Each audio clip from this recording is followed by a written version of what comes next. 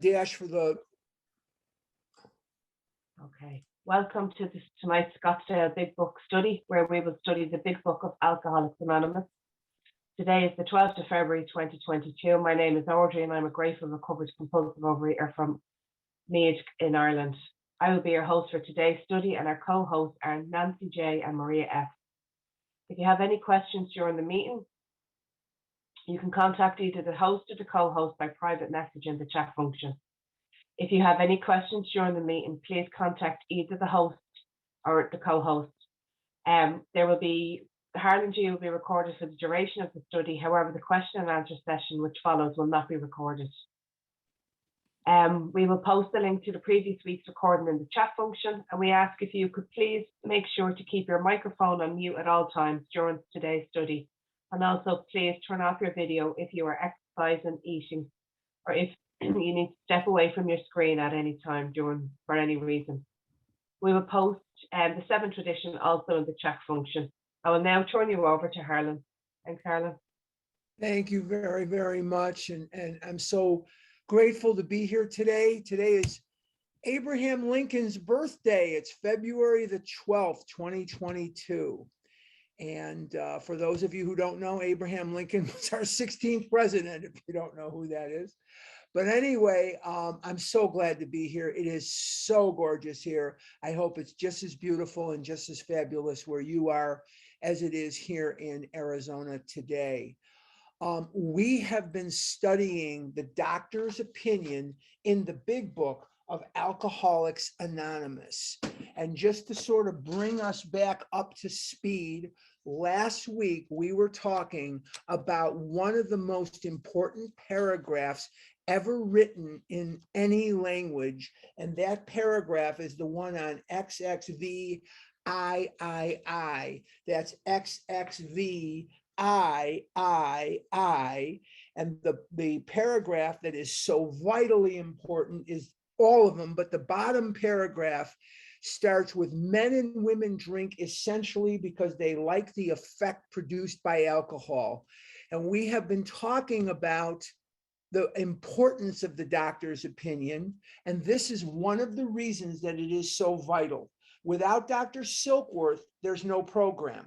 You don't know what the problem is. And if you don't know what the problem is, it's very, very difficult to study or to get to a solution of that problem. And the problem in this paragraph, as stated, is we are not eating food because we like the taste of food necessarily. We are eating food because we like what the food does for us. And what does the food do for us? It gives us an instant effect. What is an effect? An effect is the sense of ease and comfort that comes instantly by eating the food.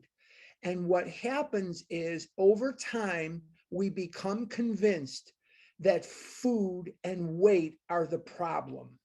We become convinced that what everybody is telling us is true and that food is the problem. So we start to believe a lie. And the lie that we start to believe is that if I could only lose weight, then my problem would go away. And what we learn is that is not true.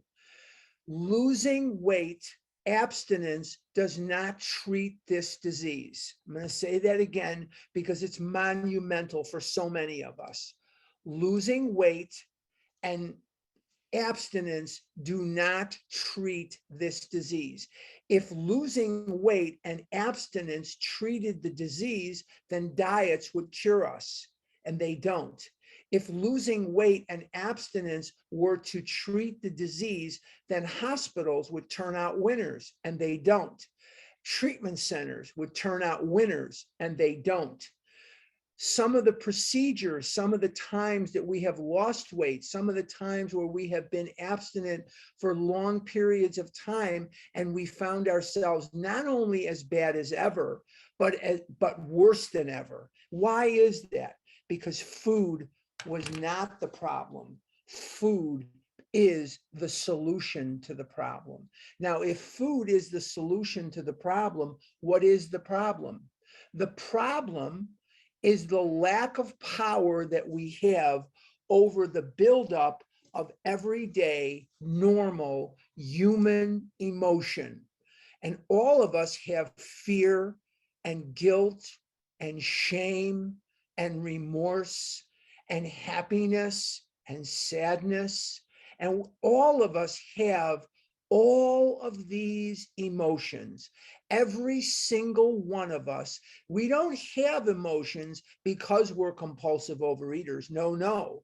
We have these emotions because we are human beings. And as human beings, we are going to have these emotions. And for a normal person, they can dissipate anger, fear, frustration, guilt, shame, remorse.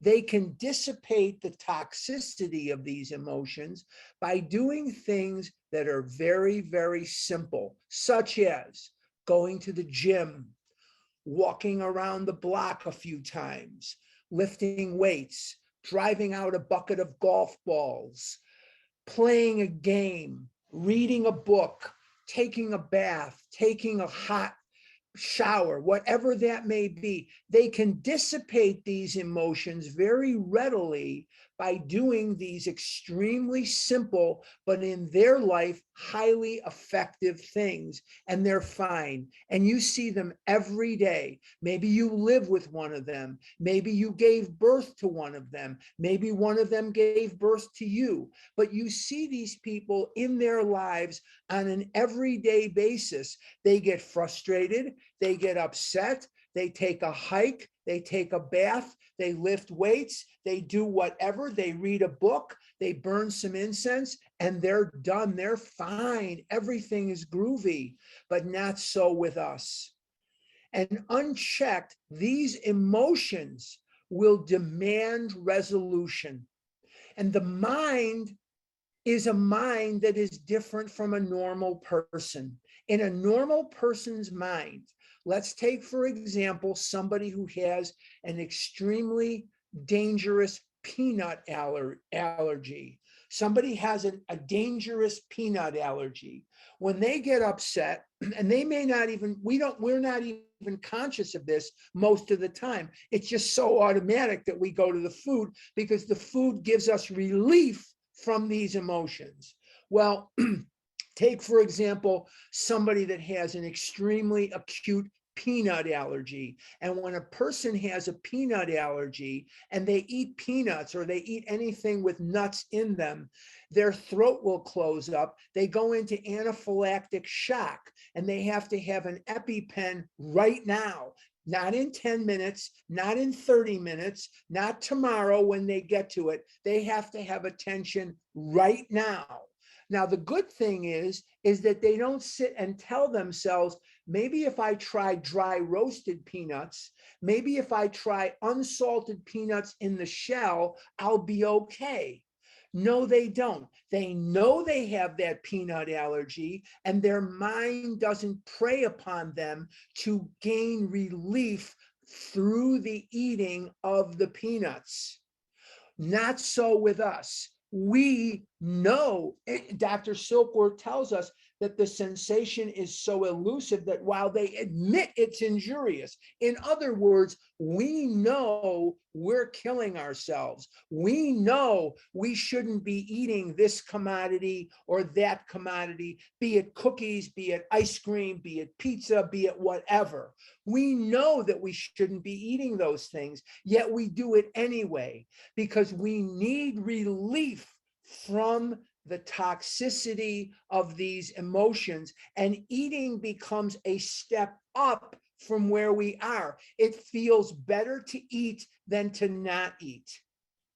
And in the brain of a normal person, the intelligent will outweigh the emotional.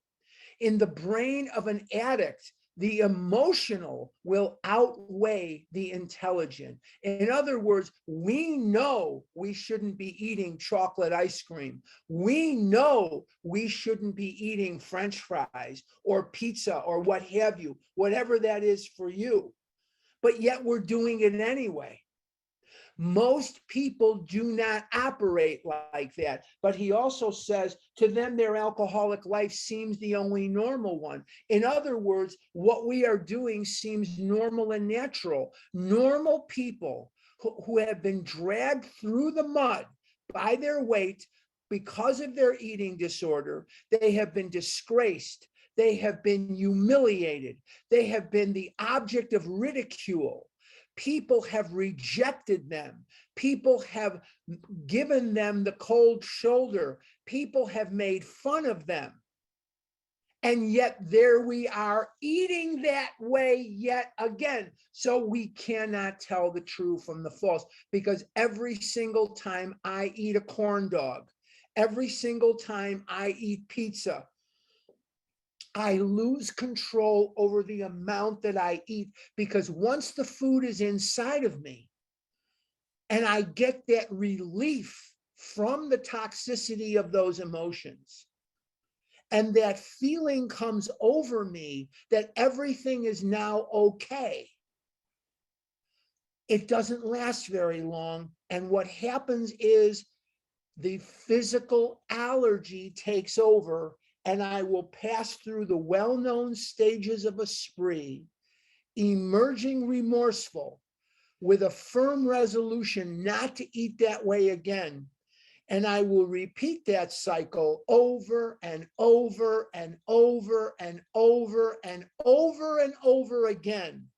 The mind telling me that the food is perfectly okay, while the body ensures indeed it is not. So we call it a disease. Why do we call it a disease? What is a disease? A disease is something that separates us from the normal. If everybody had diabetes, if everybody had, God forbid, COVID, if everybody had whatever, they would be considered normal conditions. And as such, not only would they be considered normal conditions, anybody that didn't have them would be considered at disease. So Dr. Silkworth is very clear that within us there is a battle raging. The mind seeks relief from this pain. The body ensures that in getting that relief, we will lose control over the amount we ingest. The more I eat, the more I want, the more I want, the more I eat, the more I eat, the more I want, the more I want, the more I eat, and it's just endless. There's no end to it. It's a bottomless pit. And the older that I got, there was no way that the food could continue to give me that relief. And the older I got, it took more and more food to give me less and less release. And what happened is, as I aged, the disease got worse and worse and worse. If the physical allergy and the mental twist are the characteristics of a compulsive overeater, then the traits of the disease are threefold. The disease has three traits, and they do not come to us from Silkworth. They come to us from a guy whose name was Richard Peabody. And Richard Peabody wrote a book in 1930, and it was called The Common Sense of Drinking. And in this book, he cited that there were three properties of alcoholism that were undeniable, irrefutable, and unless we get treatment, they are true. Number one, the disease is permanent. Once an alcoholic, always an alcoholic. There is no way that science can make a normal drinker out of an alcoholic. It hasn't done so yet. Maybe someday it will, but so far, no dice, no dice. The disease is progressive. What does that mean?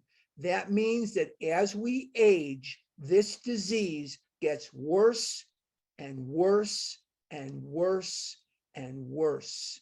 And as we age, the ravages of the disease become harder and harder for us to deal with. Being 50 pounds overweight is very different, or 100 pounds overweight is very different when you're 17 than it is when you're 67. When you're 67, let me attest to this, and I'm not 100 pounds overweight, not even close to it. But let's just say that I was. I have false hips. I have false knees. They wouldn't even have operated on me if I was 100 to 150 pounds overweight. They would not have replaced my hips. They would not have replaced my knees. And I would have been in a wheelchair for the rest of my life, unable to walk the 3 miles that I walk 6 days a week, unable to get out of a chair, unable to navigate life. And that would mean that I would gain more weight even quicker. And that would mean that the disease would ransack me even worse than it does already. And so what we have here is a permanent progressive. And what else is the last of it? Is the disease, if left untreated by a spiritual awakening, is fatal. The disease is permanent, progressive, and fatal. What are the 2 characteristics of a compulsive overeater? A physical allergy. The allergy is an adverse abnormal reaction, and that adverse abnormal reaction, adverse means it's harmful, and that abnormal means most people do not react the way I do to food. I see people now. Monday, I'm going out to lunch with some people that are here from Chicago. Both of these people, they're a man and his wife and another man and his wife. Both of these couples and other friends from Chicago are here. And we're going to go out to lunch on Monday. None of them will eat one bite of food beyond what they want, if it's on the plate or not. None of them will finish what is going to be served to them at Pita Jungle. They're not going to finish what they have. I finish my stuff, that's fine, but I don't go out and eat more and more and more and more because I'm not ingesting things I'm allergic to. But once they're done, they're freaking done. They're done. And they cannot imagine anybody wanting more food than what they've already it's just beyond them. It would be almost as if you said, after you eat your food, you're going to set yourself on fire. They would look at you like you're crazy. Why would you set yourself on fire? But if I said to them, after we eat here, I'm going to go get some candy and some cookies and some cake, and then I'm going to go get some ice cream, and then I'm going to go get some pizza, that makes perfect sense to me. It just doesn't make any sense to them. My reaction to food physically is adverse and abnormal. And I also have a mind that is not normal when it comes to food. I use food to solve the problem of that buildup of human emotion. They simply don't do that. It is so foreign to them that they cannot understand it. And that also means that Dr. Silkworth has told us that in order for the message to be carried, it must have depth and weight. And if it doesn't have depth and weight, it cannot be carried effectively. And that's why we, who are compulsive overeaters, we who have this disease, are the only ones that can reach the still afflicted. The still afflicted need every one of us. We are all servants of God. We are all messengers of this because we are the only ones who speak and understand the language of the heart. We are the only ones alive who have come through this and recovered. We are the only ones who get it, who understand. Doctors, nutritionists, most of them, they don't get this. They understand it intellectually, but they don't get it because they're not afflicted with it. And so it becomes something that is extremely foreign to them. Okay, let's get to today's reading. And we are on page XXIX. That's XXIX, or 29 in Roman numerals, 29 in Roman numerals. And we're in the middle of the page, and it starts with the paragraph, men have cried out to me in sincere. I'll give you a minute to get there. It's in the doctor's opinion, XXIX. And what we're going to be examining in this paragraph, we're going to be examining for the second time the explanation that Silkworth has, that he is as powerless over the alcoholic as the alcoholic is over alcohol, that he wants to help you. He understands as much as anyone can what's wrong with you, but there's nothing he can do. The only force in this universe that can help you is a power greater than yourself. And that if you work these steps and you have a spiritual awakening as the result of these steps, you will be neutral to food because your mind will already feel better, and your mind will not see the need to hyper focus on pizza, ice cream, candy, cookies, and especially at this time of year, Girl Scout cookies, because I don't know about some of you live in countries maybe where they don't have them, but good Lord, my drug pushers are out there in their little green dresses and their brown dresses, the brownies and the Girl Scouts, and they are out there and they are adorable. And years ago, they used to come to your house. Now they don't do that anymore. Now they go to like a store, or they stay in front of a store. They don't come to your house anymore, thank God, because you don't know whose door you're knocking on, which is fine. But boy, they were my drug pushers. Oh boy, could I go to town on the Thin Mints, and could I go to town on any of those Girl Scout cookies? Holy mackerel, I could just go insane. And those are my drug pushers, are the little girls in the brown dresses that are brownies and the green dresses that are Girl Scouts. Holy mackerel, they were my drug pushers. Okay. Men have cried out to me in sincere and despairing appeal. Doctor, I cannot go on like this. I have everything to live for. I must stop, but I cannot. You must help me. And he can't.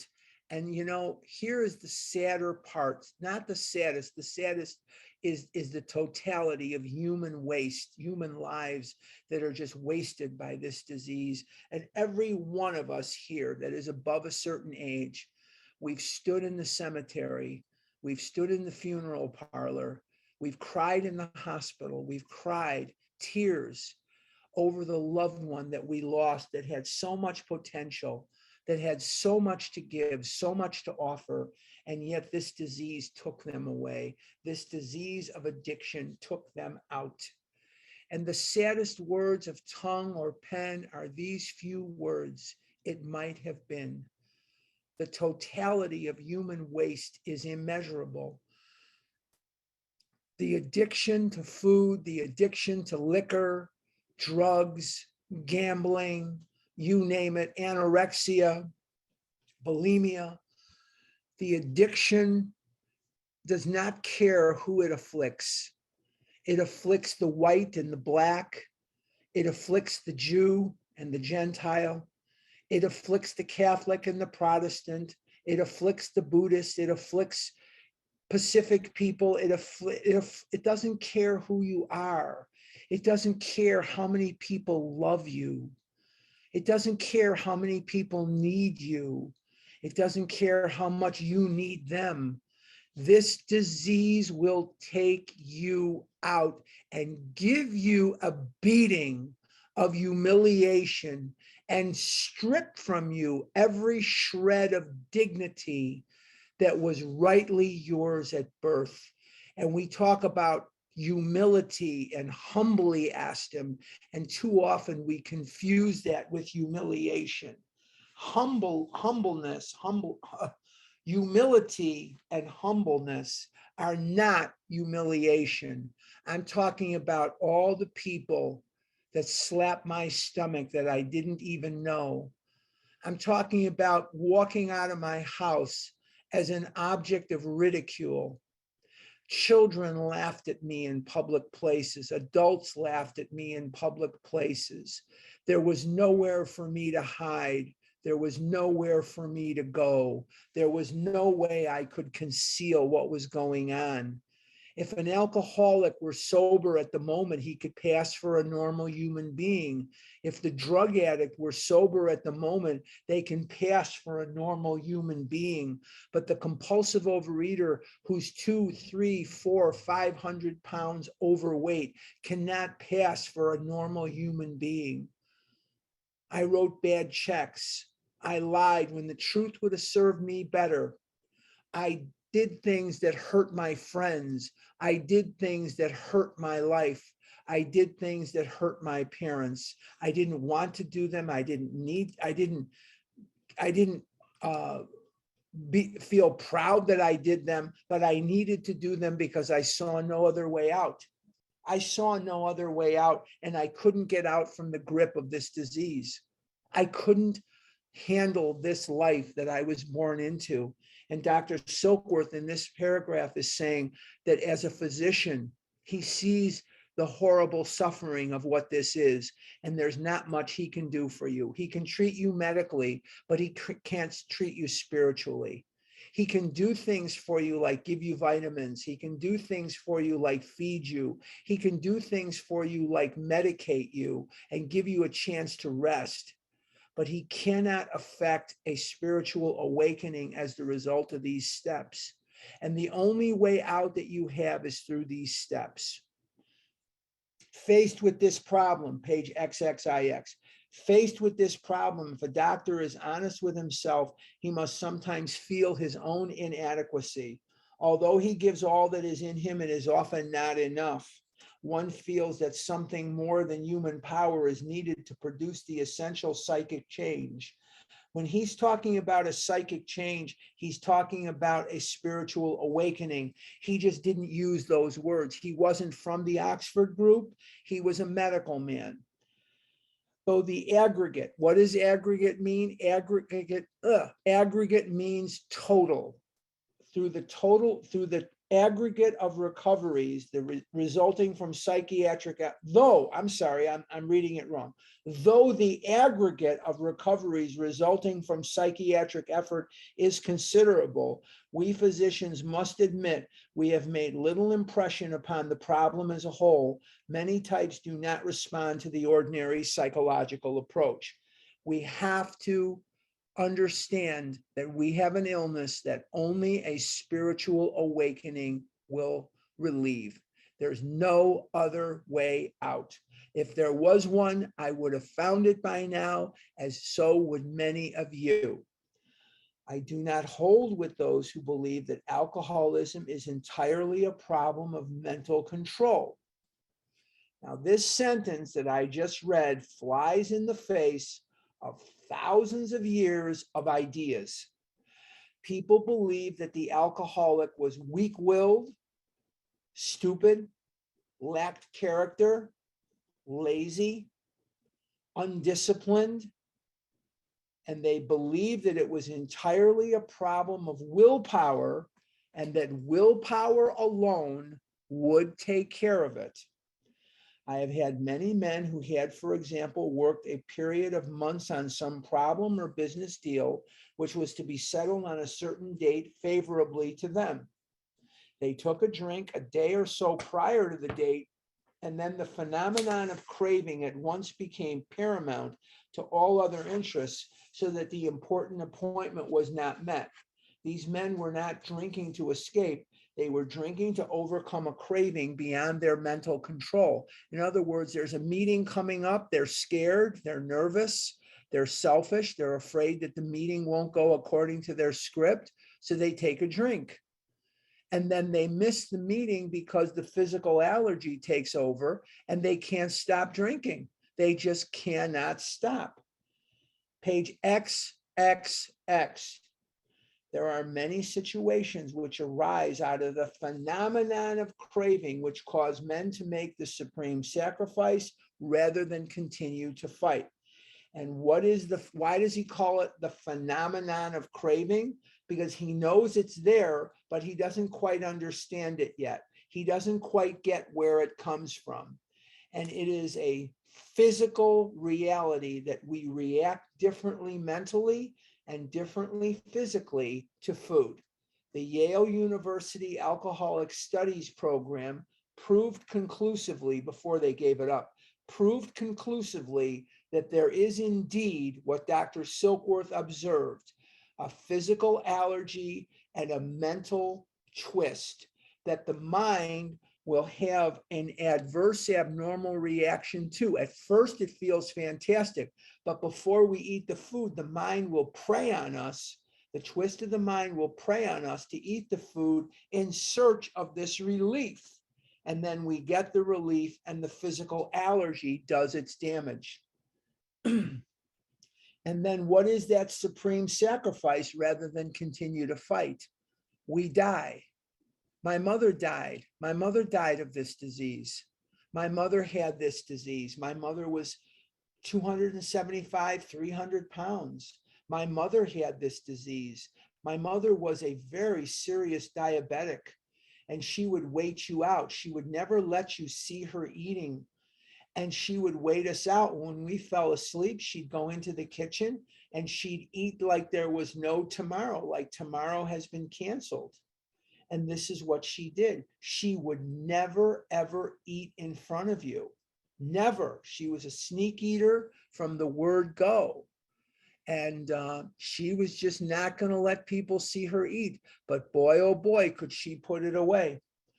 The classification of alcoholics seems most difficult and is in much detail is outside the scope of this book. There are, of course, the psychopaths who are emotionally unstable. We are all familiar with this type. They are always going on the wagon for keeps. Going on the wagon for us would be going on a diet. They are over remorseful and make many resolutions, but never a decision. A little later on in this book, when we get to it, we are going to find out that step 3 is a beginning and a decision. Step 3 is a beginning and a decision. So without that decision to do what? Not to stop drinking, not to stop eating, but a decision to turn our will and our life over to the care of God as we understand him, so that a spiritual awakening can be effected, and that the desire to eat food that's killing us is simply not there. It just is not there. There is the type of man who is unwilling to admit that he cannot take a drink. And I was that person for a long time. I did not see a reason why I couldn't eat Doritos. I didn't see a reason why I couldn't eat Fritos. I didn't see a reason why I couldn't eat pizza. I like these things. Everybody else gets to eat what they like. How come I don't get to eat what I like? Because it was killing me and it wasn't killing them. And when they finish a certain average amount of it, they stop. I keep going and going and going and going and going. They don't. They just don't. I mean, doesn't everybody eat a gallon of ice cream at a sitting? No. Doesn't everybody eat 15, 20 pieces of chicken at a sitting? No. But I didn't see that. I couldn't understand that. It was beyond anything I could understand. There is the type of man who is unwilling to admit he cannot take a drink. He plans various ways of drinking. He changes his brand or his environment. In other words, you see people coming into the meetings all the time. I'm not knocking these things. I'm just telling you. All of a sudden they're going kosher. All of a sudden they're going vegan. All of a sudden they're going vegetarian. All of a sudden they're going whatever. I'm not knocking those things. Those things are great. They have their place. They're fantastic. I'm not knocking them. But there's plenty of vegan food that you can gain weight on. There's plenty of vegetarian food that you could gain weight on. There's vegan food, kosher food, keto food. What was that in my day? Stillman, the Stillman thing with the Stillman and the this diet and the pineapple diet and the walnut diet. And then there was the beet soup diet, borscht. My mother used to make beet borscht. Oh no, I'd say not more borscht when I was a kid. I hated it. My dad loved it, so she made it all the time. You could sit there and do all these things. You're kidding yourself. These things all have their place. I'm not giving you a negative opinion or an opinion on these things at all. Not my place to give you an opinion, and I don't care. But they're not going to treat this disease. You could go kosher, you can go gluten-free, and they all have wonderful places in the world. Not going to treat this illness, not in this lifetime, they're not. Let's keep going. There is the type who always believes that after being entirely free from alcohol for a period of time, he can take a drink without danger. And this is something that many of us, including me, have fallen privy to. A little later on in this book, we're going to find out, as we get into Bill's story, that he is going to remain bone dry for periods of his life, and yet he always picked up again until he had his spiritual experience. A little later on in this book, we're going to read about a man who was a very serious alcoholic, but he decided that until he made his fortune, he wasn't going to take another drink. He will remain bone dry for 25 years. For 25 years, he's going to not touch another drink. He makes a lot of money. He decides he's going to retire at age 55. Out come the carpet slippers in a bottle, and he was dead within 4 years. Within 4 years, he was dead from this disease. Did 25 years of sobriety treat his alcoholism? No, it didn't. Did 25 years of his sobriety give him any relief over his alcoholism? No, it didn't. So we're going to see again and again and again and again that sobriety does not treat this disease. And that is a very important concept for us to internalize, that no matter how abstinent you are, unless you have a spiritual awakening as the result of the steps, the disease will remain unchecked within you. Abstinence, sobriety do not treat this disease. Very, very important. There is a manic depressive type, entirely free from alcohol for a period of time. He can take a drink without danger. There is the manic depressive type, who is perhaps the least understood by his friends and about whom a whole chapter could be written. Then there are the types entirely normal in every respect, except in the effect alcohol has upon them. They are often able, intelligent, friendly people. I like to think that's my type. Then I'm basically pretty normal in every respect, except when it comes to the food. So this is very, very important stuff. And it's important because it should smash through some of the myths that we have held on to. Myth for me was, if I lost weight, then everything would be fantastic, because that's what everybody told me. And I lost an incredible amount of weight, and I still had problems. I still had challenges. Losing weight does not treat life. It doesn't treat life. And so These are very important concepts. All these and many others have one symptom in common. They cannot start drinking without developing the phenomenon of craving. Once that pizza's inside of me, once that Reese's peanut butter cup is inside of me, every single time it will develop the phenomenon of craving. Every single time, not most of the time, not some of the time, every single time. I cannot eat these commodities with safety ever. The phenomenon, he calls it a phenomenon because he doesn't really understand it. He just knows it's there. Sort of like mosquitoes. We know that we don't know anything maybe about the life of a mosquito or what makes a mosquito bite us, but we know here comes another damn mosquito. I better kill it before it bites me. This phenomenon, as we have suggested, may be the manifestation of an allergy, which differentiates these people and sets them apart as a distinct entity. It has never been by any treatment with which we are familiar permanently eradicated. The only relief we have to suggest is entire abstinence. And this is the third time he's going to refer to this entire abstinence, a fourth time, but this is the third time he's going to direct us. He gives it its own sentence. He doesn't mince words.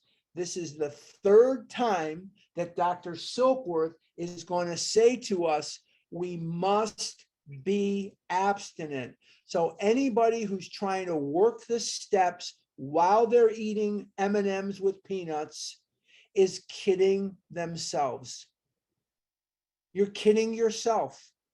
You're eating popcorn, you're eating M&Ms, you're eating Raisinets, you're eating whatever you're eating, chocolate-covered cherries. You're kidding yourself. You don't need a spiritual awakening as the result of anything if you're getting that effect from the candy or the cookies or the cake or the food.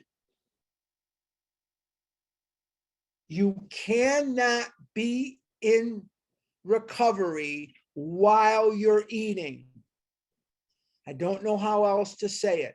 Again, for the third time, he's telling us, put down the food. Now, somebody in questions and answers is going to say, but wait a minute, Harlan, you told me I'm powerless over food. How am I going to put it down? You are powerless, but you're not helpless. You've put the food down for a couple of days before. Do it again. You're going to say in questions and answers, wait a minute, Harlan, I don't know how to put down the food. Yes, you do. How do I put down this pen? By putting it down. Stop thinking. Stop trying to figure everything out. Knock that perfectionism out of you. You put down the food by putting down the food. You stop eating the commodities which are producing your physical allergy. Cease and desist. Stop it. Or amounts of food which are way above what you're supposed to be eating.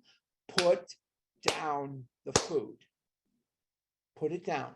Now, after 2 days of abstinence, now we can begin business. Now we can do business. Let's continue. This immediately precipitates us into a seething cauldron. What is a seething cauldron? It's a big, big pot. You see the witches in Shakespeare? They're stirring the pot. That's a cauldron. Seething cauldron of debate. Much has been written pro and con, but among physicians, the general opinion seems to be that most chronic alcoholics are doomed. Doctors have a very low opinion of addicts, very low opinion. They think we're just doomed. And many of us can know that you are a walking miracle. If you're in recovery, you are a walking, breathing miracle of God, that most people will never make it to where you are. Most addicts will die in the food. They will not do what it is you're doing. About 1 year prior to this experience, a man was brought in to be treated for chronic alcoholism. The man that he's talking about here is Henry G. Parkhurst, Hank Parkhurst. And he had a lot more to do with the writing and printing of this book than anybody did. And if he had stayed sober, he would have been recognized as a co-founder of Alcoholics Anonymous. He had a lot more to do with the writing of this book and the early formation of AA than anybody did, including Dr. Bob. Remember that Dr. Bob was not really recognized as the co-founder until 3 years after this fellowship was off the ground.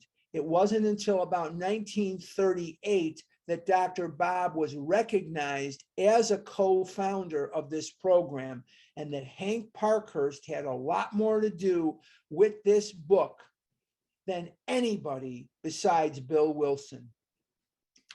He had but partially recovered from a gastric hemorrhage, and it seemed to be a case of pathological and mental deterioration.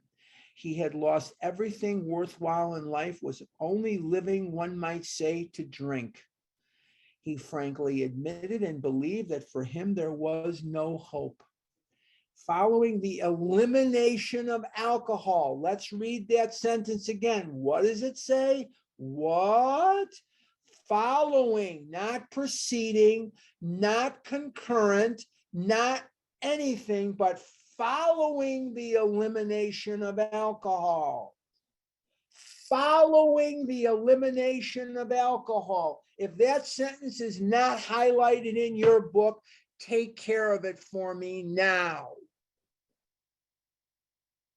Following the elimination of alcohol, there was found to be no permanent brain injury. He accepted the plan outlined in this book. In other words, once he put down the alcohol, he was in the town's hospital, and then he started going to the Oxford group meetings too. 1 year later, he called to see me, and I experienced a very strange sensation. I knew the man by name and partly recognized his features, but there all resemblance ended. From a trembling, despairing, nervous wreck had emerged a man brimming over with self-reliance and contentment. I talked with him for some time, but was not able to bring myself to feel that I had known him before. To me, he was a stranger, so he left me. A long time has passed with no return to alcohol. Now, it is unfortunate that Henry Parkhurst in late 1939, in the fall of 39, will begin drinking again. But while he was sober, he alone believed that AA should self-print, self-publish this big book of Alcoholics Anonymous. I don't want to go into the whole history because it's not what we're here for, but I'm just going to give you a little bit of historical information. Prior to us self-printing the book, a publishing house took a look at Bill's story, There Is a Solution, and they said to Bill, what you have here is good. What you have here is good. Can you write some more chapters, Mr. Wilson? Can you make a whole book like this? And he showed them some more chapters once they were written. And they offered him $1,500 as an advance on the book. Now you have to remember that $1,500 to Bill Wilson in 1938, in the fall of 38, I'm looking at October of 38, just a mere 6 months, 7 months before the book is published, is printed. $1,500 would be like me offering you 100,000 right now or 1 million right now. Bill was absolutely flat broke. He is unable to maintain the mortgage payments on 182 Clinton Street.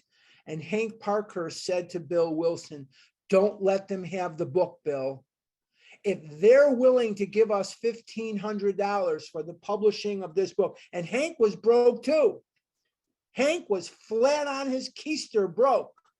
He said, we must be on to something. We need to hold on to this book, and we need not give it to anybody else.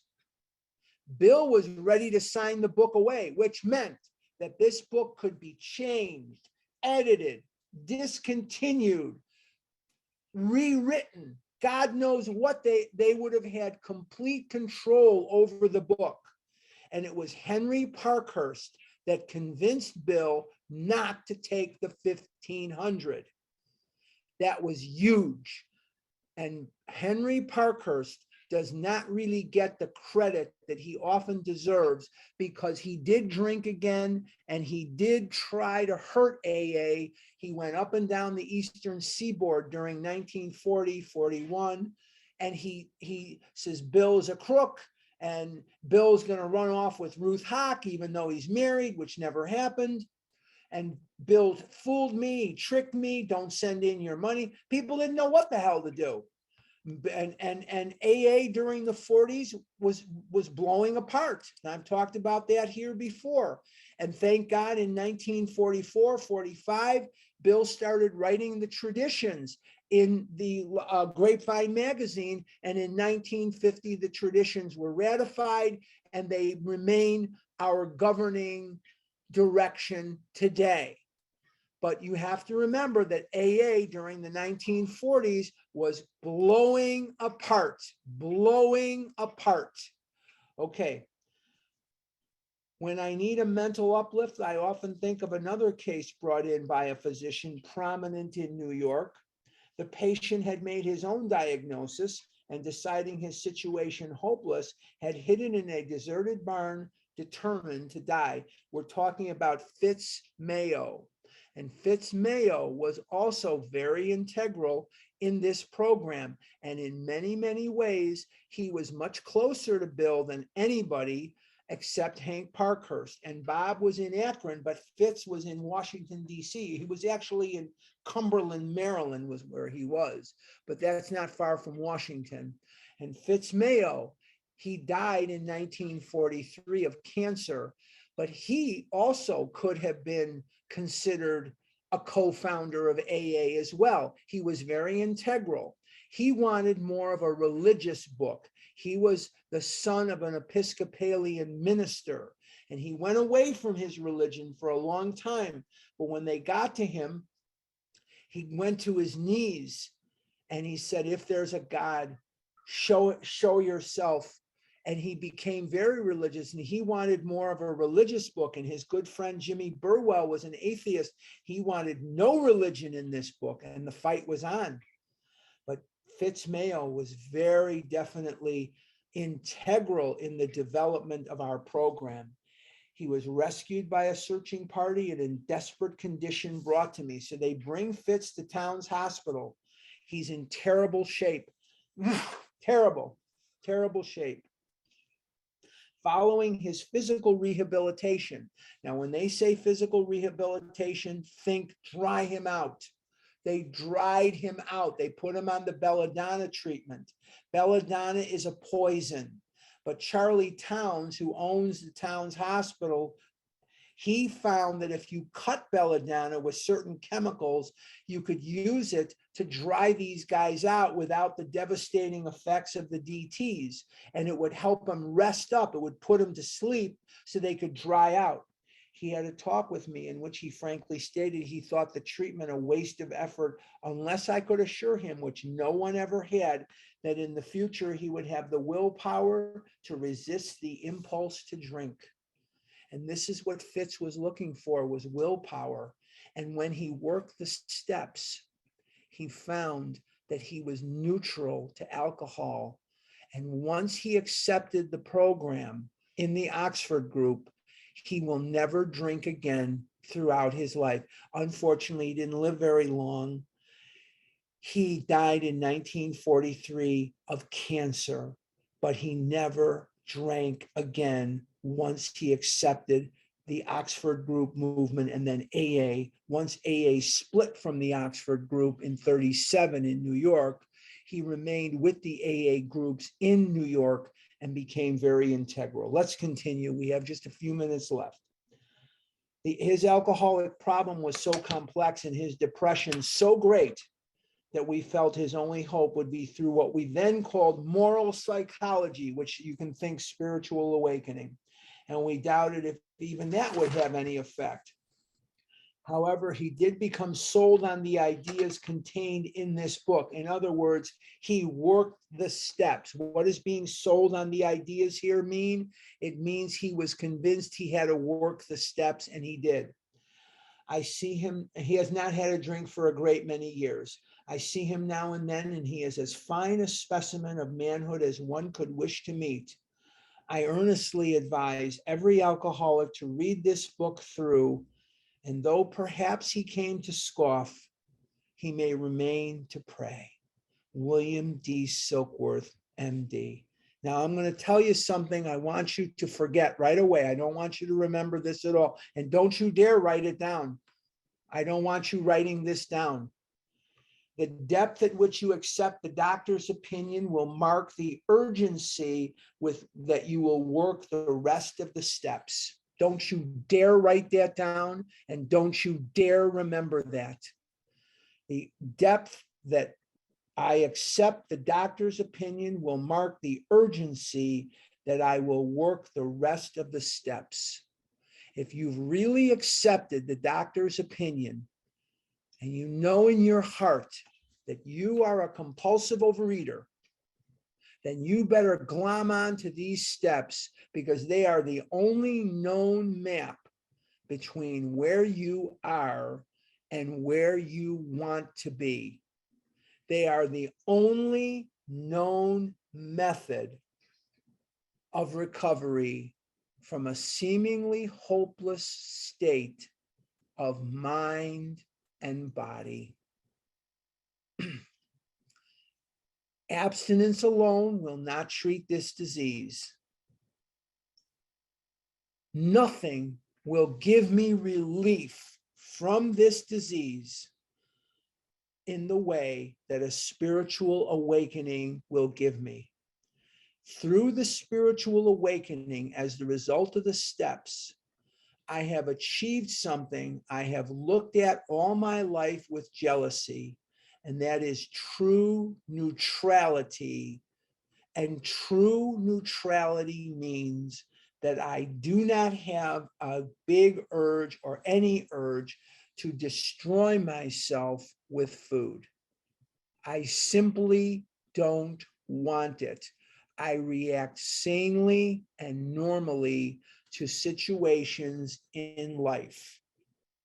Now, I do not want you to remember what I just said about the urgency.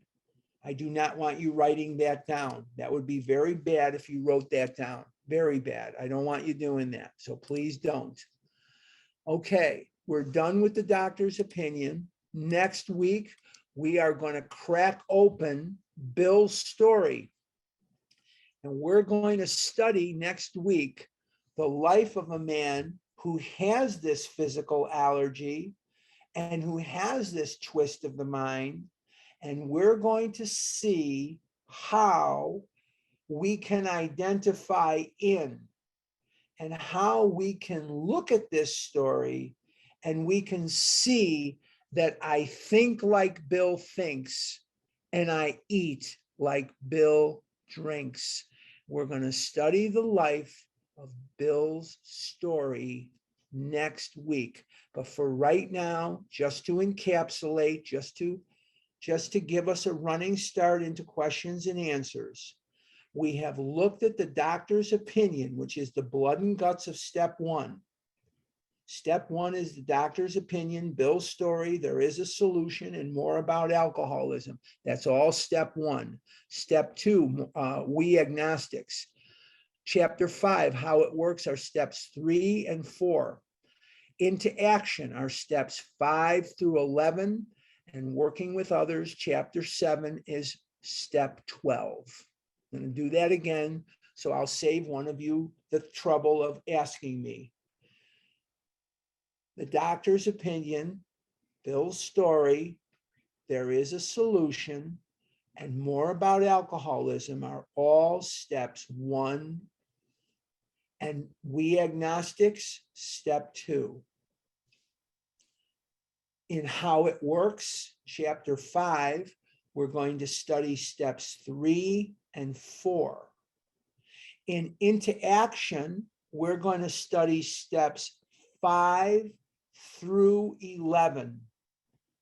And in chapter 7, we're going to study chapter 12. Or not chapter 12, step 12, sorry, step 12. Okay, very important. Okay, all right, Maria or Nancy, I don't know who else, or Sue, or I don't know who else. I'm going to turn it back to you guys for questions and answers.